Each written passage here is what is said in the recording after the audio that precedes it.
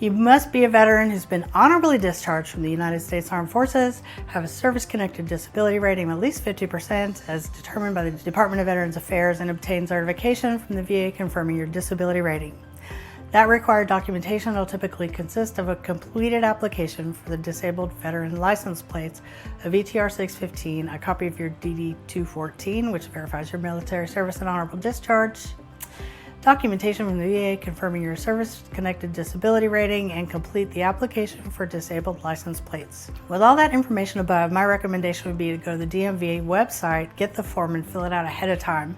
That way when you get there, you'll be prepared. Make sure you have all your documentation ready to go, because nobody likes to hang out at the DMV, right? You don't want to be around there any longer than you have to be. There is one key thing about medical certification. There are two types of plates you can get because a law just passed in Texas that if you had a disabled veteran license plate, you could park in a handicap space. Now you have to have the handicap symbol on your license plate, or you need to get a hanger.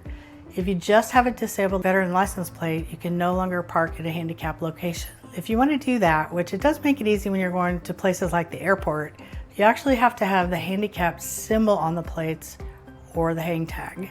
That'll allow you to freely park. You have to get approval from a doctor for this. So even if you have a disability writing from the VA, you still have to get a doctor's note from a licensed physician that confirms your disability so you can get that hanger or the specialty license plates.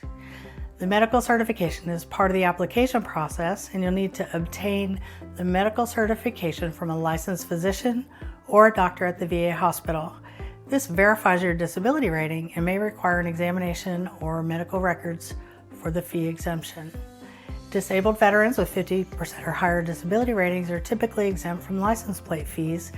However, processing and handling fees may still apply. You can submit your completed application, supporting documents, and any required fees to your local county tax office. Once that gets approved, they'll just send your license plates in the mail. You can even get veteran listed on your driver's license, which makes it a little bit easier to get out of tickets, but you still need to drive safely. I'd say one of the biggest benefits of having those disabled veteran license plates is you get to park for free at the airport. That's a pretty big deal. You can park in the short-term parking at no charge, which means you can pull right up there to the covered parking right across from your gate, which is typically 25 to 30 bucks a day, and that'll be no charge. Here's the key though, you have to get the ticket, and you can't go through any of the toll booths. What you want to do is usually on the very far right side when you're going through the checkout.